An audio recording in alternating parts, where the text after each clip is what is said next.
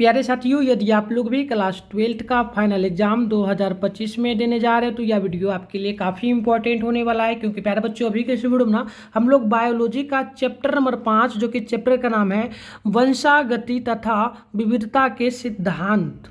तो प्यारे बच्चों, मैं बता दूं, वंशागति तथा विविधता के सिद्धांत से जितना भी ऑब्जेक्टिव टाइप का प्रश्न इंपॉर्टेंट है, यानी कि आपका जो 2025 में एग्जाम होगा उसमें जो पूछने लायक प्रश्न है उसी को हम लोग देखेंगे और सीटी के सारा प्रश्न आपके एग्जाम में आएगा।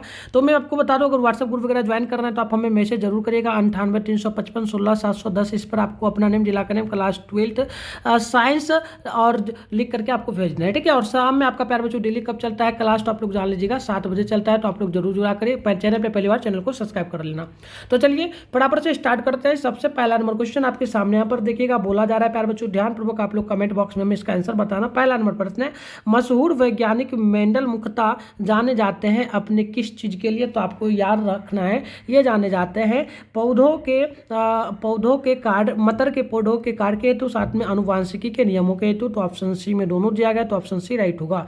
चलिए क्वेश्चन नंबर यहाँ पर देख लीजिएगा, 2 नंबर है, यदि पिता का रक्त AB या यदि पिता का रक्त वर्ग जो है यानी खून वर्ग जो है AB है, माता का V है, तो बताइए उनके संतान का रक्त यदि वर्ग 0 होने की संभावना कितनी % होगी? तो बिल्कुल याद रखिएगा 0.0%, यानी ऑप्शन ए बिल्कुल राइट होगा।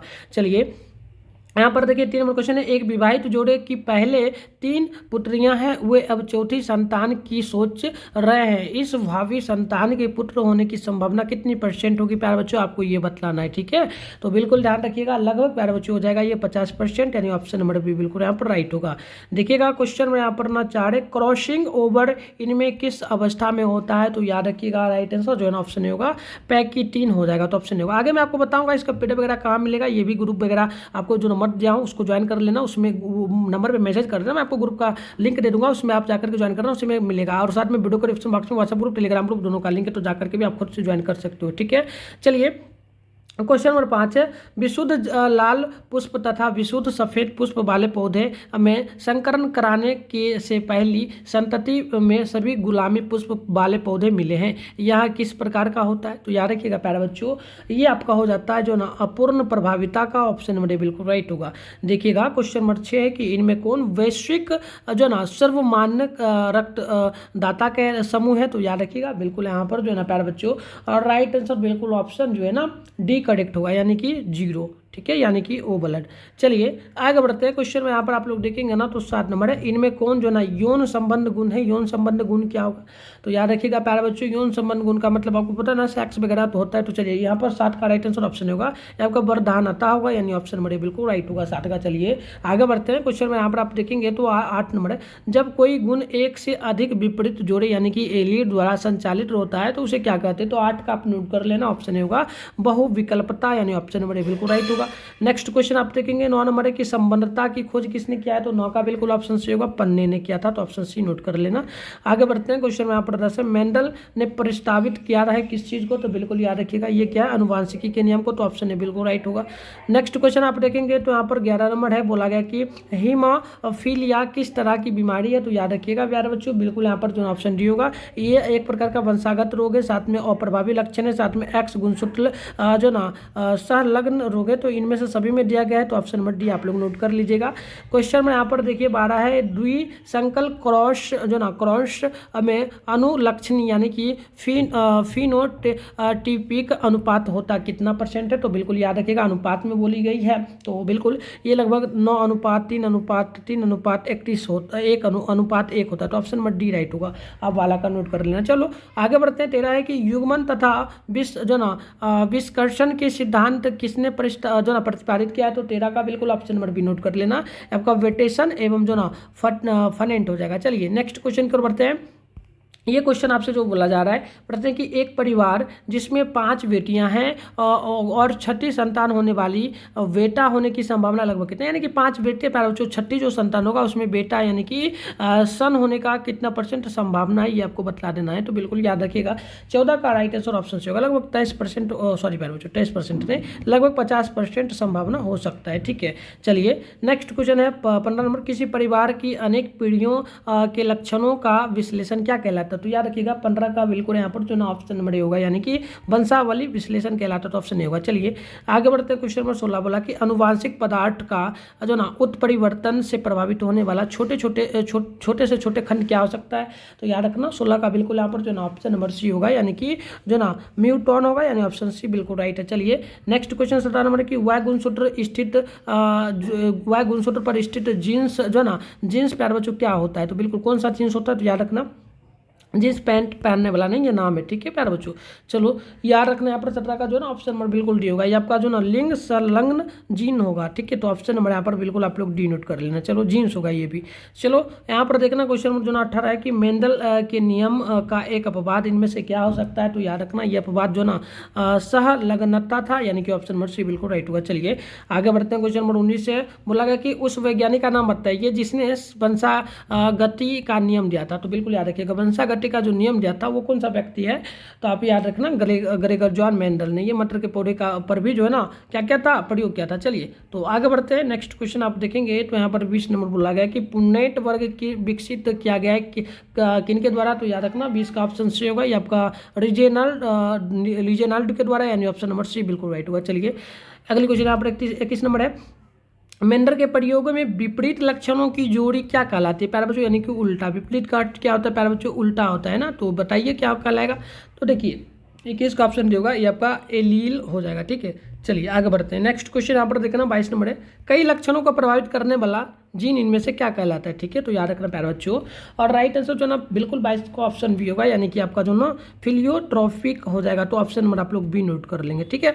चलिए आगे बढ़ते हैं। क्वेश्चन में यहाँ पर 23 बोला गया कि मनुष्य या फिर मनुष्य यानी कि पुरुष में गुणसूत्र की संख्या कितनी होती है प्यारे बच्चों। आप लोगों को फटाफट से में कमेंट करना, आप लोगों को बिल्कुल याद होगा। बताइए गुणसूत्र की संख्या कितनी होती है और कौन सी गुणसूत्र की संख्या होती है। साथ में स्त्री में भी, ये भी आपको दोनों ध्यान रखना है, ठीक है। तो देखो प्यारे बच्चों मैं बता दूं, अब पुरुष में जो गुणसूत्र की संख्या होती है ये लगभग आपका जो है ना 44 होता है, और पुरुष में ही क्या क्या पाया जाता है, तो एक्स वाई दोनों पाया जाता है ना। और स्त्री में प्यारे बच्चों जो है ना इसमें भी 44 ही होता है, ठीक है, इसमें भी 44 ही होता है।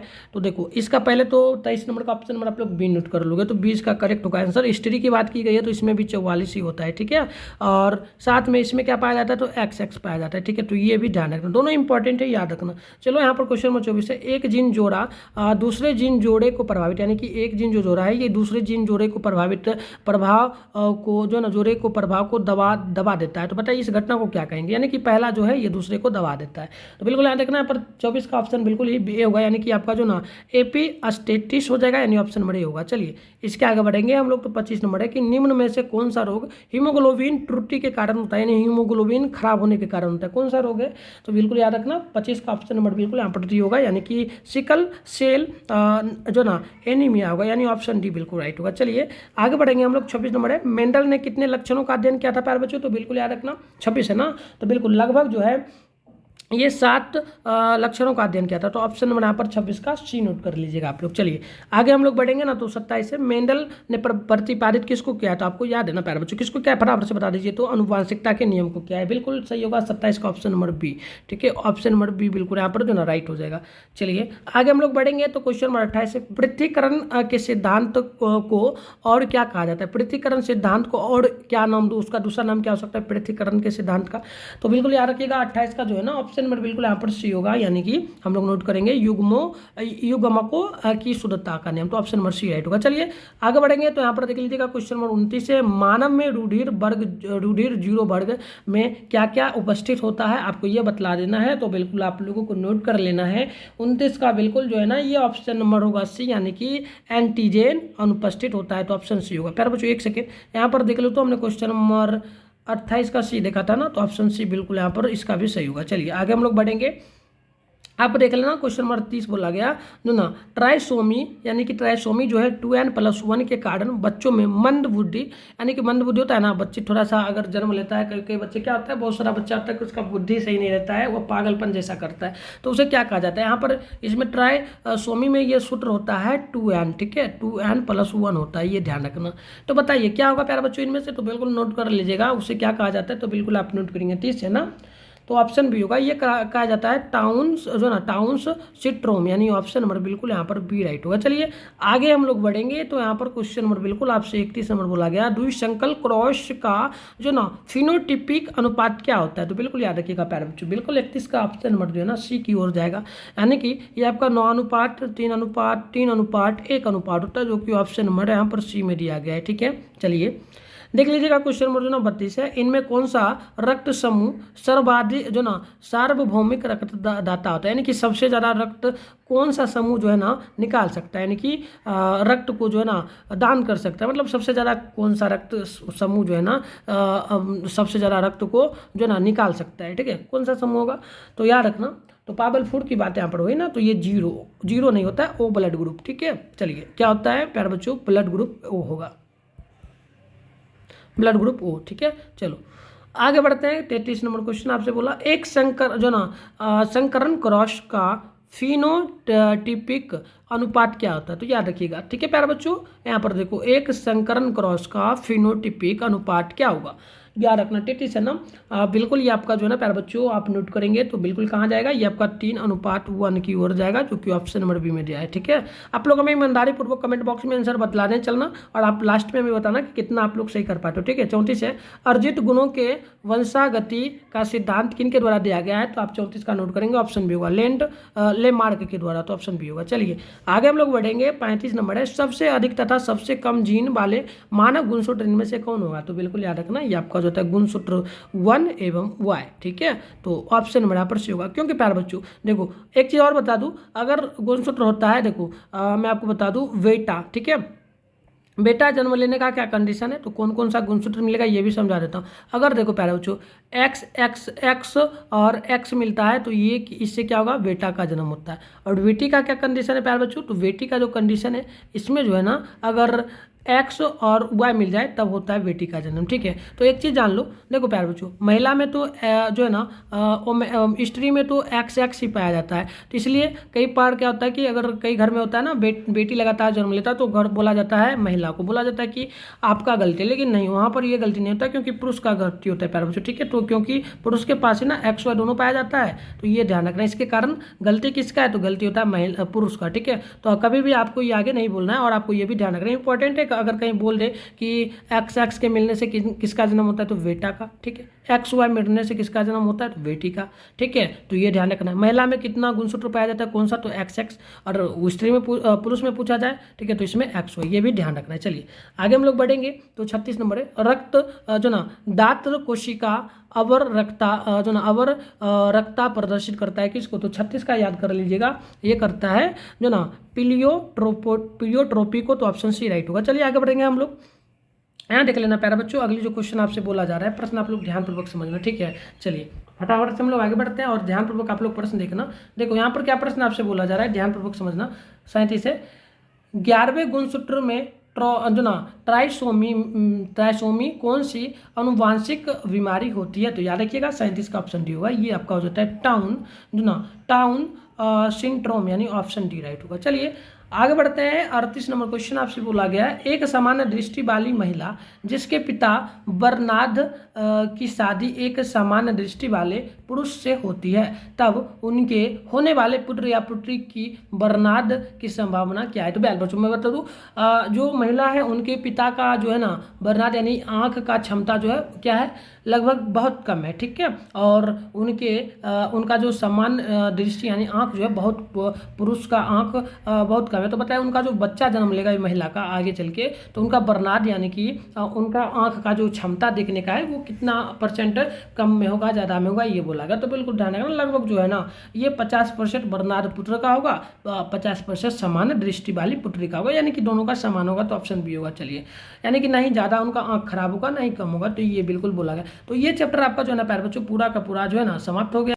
तो देखिए प्यारे बच्चों, हमने जो है ना चैप्टर बायोलॉजी का जो चैप्टर नंबर 5 था ये हमने समाप्त कर लिया है। नेक्स्ट क्वेश्चन, अगर आप लोग पीछे का क्लास छूट चुका है तो इसी चैनल पे जाना, प्ले लिस्ट आपको देखने को मिलेगा। प्ले लिस्ट में 12th बायोलॉजी फाउंडेशन बैच 2025 के नाम से मिलेगा, आप जाकर के वहाँ से सारा क्लास कर सकते हो। इस नंबर पे मैसेज करके व्हाट्सएप ग्रुप पर जरूर ज्वाइन कर लेना, और कैसा लगा क्लास ये भी हमें जरूर बता। मिलते हैं नेक्स्ट वीडियो में, तब तक के लिए बाय।